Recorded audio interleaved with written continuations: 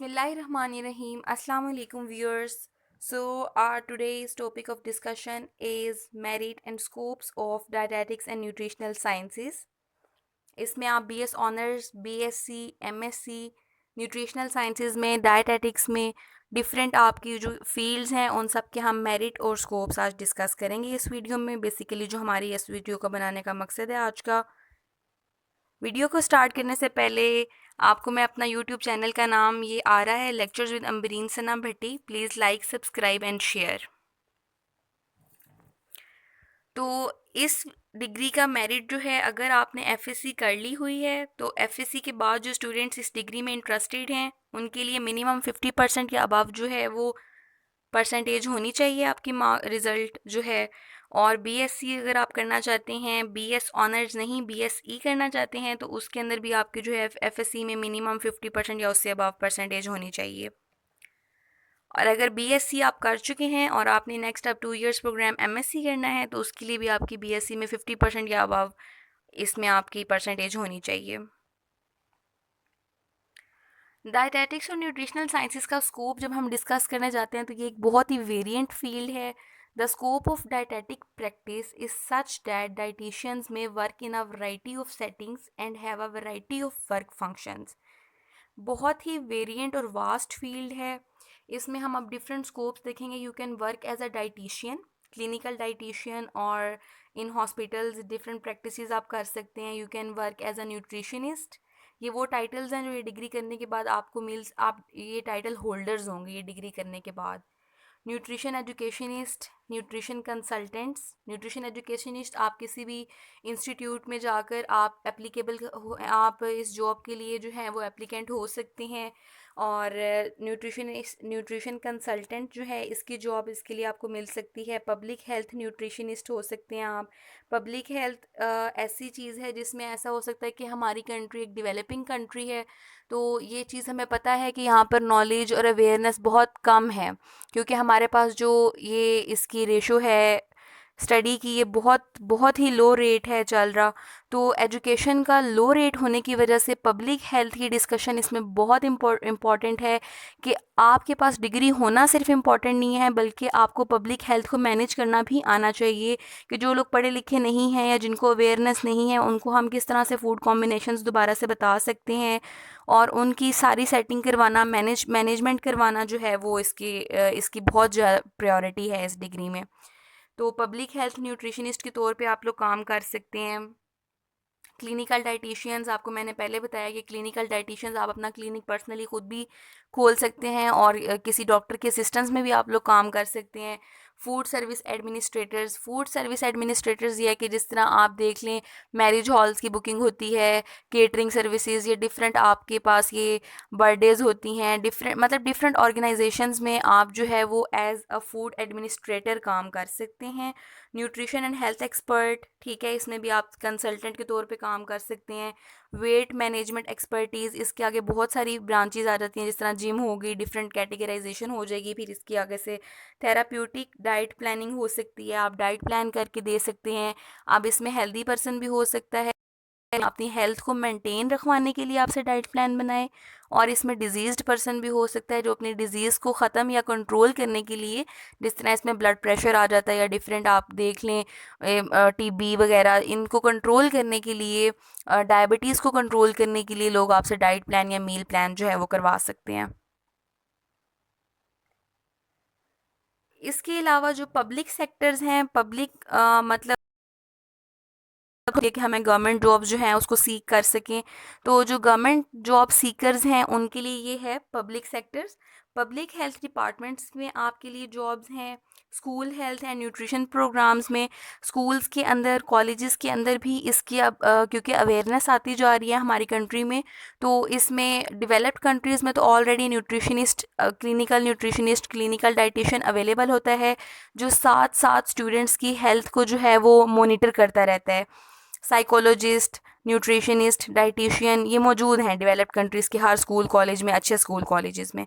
लेकिन हमारी developing country है तो यहाँ पर इसका ये स्कोप नहीं था, लेकिन अब जिस तरह अवेयरनेस आ रही है तो ये सीट्स भी अवेलेबल हैं पब्लिक सेक्टर के अंदर। आप रिसर्च एंड टीचिंग इंस्टीट्यूट्स में काम कर सकते हैं। इंटरनेशनल ऑर्गेनाइजेशंस हैं जिस तरह यूनिसेफ, बहुत ही सुना हुआ नाम है, United Nations international children emergency fund. ये तो बहुत ही परफेक्ट जॉब है इसके लिए, और ये इतनी इजीली मिलती भी नहीं है। तो इसके लिए ये है कि आपको बहुत ही ज़्यादा कॉम्पिटिटिव होना पड़ता है, और ये बहुत बहुत अच्छी फील्ड है। यूएनडीपी जो है, यूएनडीपी का मतलब है यूनाइटेड नेशंस डेवलपमेंट प्रोग्राम।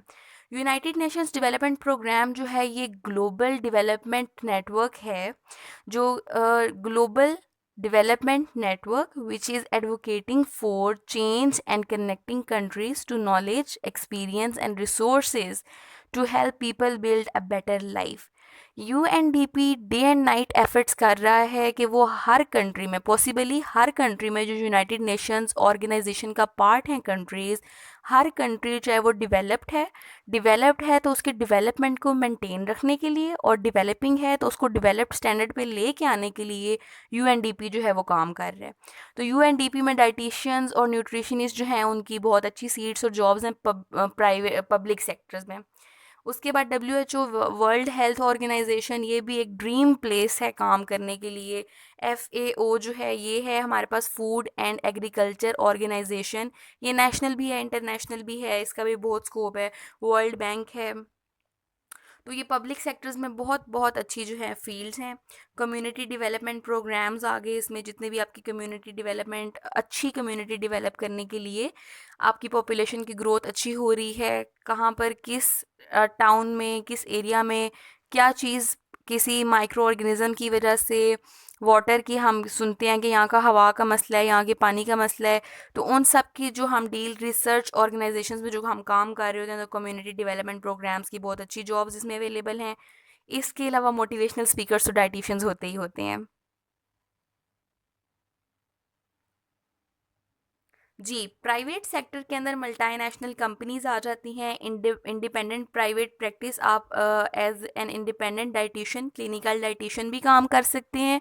और जैसा हमने पहले डिस्कस कर लिया, पब्लिक सेक्टर के अंदर जो है वो आपको जॉब्स मिल रही हैं हॉस्पिटल के अंदर, अब इसकी एक स्पेसिफिक सीट आती है, तो हॉस्पिटल्स में भी आप काम कर सकते हैं। इसके अलावा बहुत सारी फूड इंडस्ट्रीज़ हैं, लाइक आपको मैं बताऊं, बिस्किट्स की आप देख लें, ये गाला, सुपर वगैरह, इनके लिए भी न्यूट्रिशनिस्ट जो हैं वो बहुत इंपॉर्टेंट हैं। आपकी कोई भी ड्रिंक, ये फास्ट फूड में आप चले जाएं, किसी भी फूड इंडस्ट्री में चले जाएं, बेवरेजेस हो गए या इस तरह से, तो उनमें भी न्यूट्रिशनिस्ट की बहुत इंपॉर्टेंट रोल प्ले करते हैं। आपने देखा होगा कि हर चीज़ के साथ एक न्यूट्रिशनल कंटेंट लगा होता है कि ये इसका न्यूट्रिशनल फैक्ट्स हैं। तो ये बहुत बहुत जो है ना मेजरमेंट्स लेकर जो अच्छी क्वालिटी क्वालिफाइड कंपनीज़ हैं या फूड इंडस्ट्रीज़ हैं, तो वो न्यूट्रिशनिस्ट को हायर करती हैं। उसके बाद आपकी फार्मास्यूटिकल कंपनीज़ आ जाती हैं। फार्मास्यूटिकल कंपनीज़ में जो ड्रग की डेवलपमेंट हो रही है बेसिकली, उसमें आप न्यूट्रिशन और डाइटिशियन का बहुत इंपॉर्टेंट और मेजर रोल है। किस तरह से कि वो आपको डील करवाते हैं कि जो ड्रग आप, जो मेडिसिन आप प्रिपेयर कर रहे हैं किसी डिजीज्ड पर्सन के लिए, किसी पेशेंट के लिए, उसमें आप कैसा सप्लीमेंट, कैसा natural food supplement, vitamins, carbohydrates, proteins etcetera add करके ड्रग की जो वो इंटेंसिटी है उससे आप बेनिफिशियल भी बनाएं और वो लेस हार्मफुल हो जाए। तो ये बहुत इंपॉर्टेंट और बहुत ही वास्ट फील्ड है, जो कि बहुत ही इमर्जिंग फील्ड है नाउ-अ-डेज़। हॉस्पिटैलिटी इंडस्ट्री में काम कर सकते हैं, consultants for private companies and hospitals, airlines and railway services, ये तो डेवलप्ड कंट्रीज़ के अंदर बहुत ही इमर्जिंग फील्ड है, इसकी बहुत ज़्यादा स्कोप है। वहाँ पर एयरलाइंस एंड रेलवे सर्विसेज में जितनी भी फूड आपको प्रोवाइड की जाती है, वो एक न्यूट्रिशनिस्ट या कंसल्टेंट से पहले पूरी अप्रूव होके आती है और उसके अकॉर्डिंग मेन्यू सजेस्ट किया जाता है। हेल्थ केयर सेंटर्स में आप काम कर सकते हैं। इसके अलावा फॉरेन कंट्रीज़ में इसका बहुत स्कोप है, पब्लिक हेल्थ डिपार्टमेंट्स में काम कर सकते हैं, for example in middle east और यूरोप एक्सेट्रा, ये सारी डेवलप्ड कंट्रीज़ हैं जिसमें बहुत स्कोप है इसका। इसके अलावा इंडिपेंडेंट प्राइवेट प्रैक्टिस आप कर सकते हैं एज ए रजिस्टर्ड डाइटिशियंस, जहाँ से भी आपने डिग्री की हो, चाहे वो डेवलपिंग कंट्री है चाहे वो डेवलप्ड कंट्री है, लेकिन एज अ रजिस्टर्ड डाइटिशियन आप कहीं पर भी इंडिपेंडेंटली भी काम कर सकते हैं। So the scope is very vast, this field is very variant, it is an emerging field in this emerging and developing world. तो आप लोग इसके मेरिट और स्कोप्स में अगर आप लोगों को कोई बात समझ नहीं आती या आप फिर से कंसल्ट करना चाहते then please like subscribe and share my channel. You can inbox me, you can comment me, you can contact me on my Facebook page. So thank you very much. आज के लिए इतना ही. अल्लाह हाफिज़.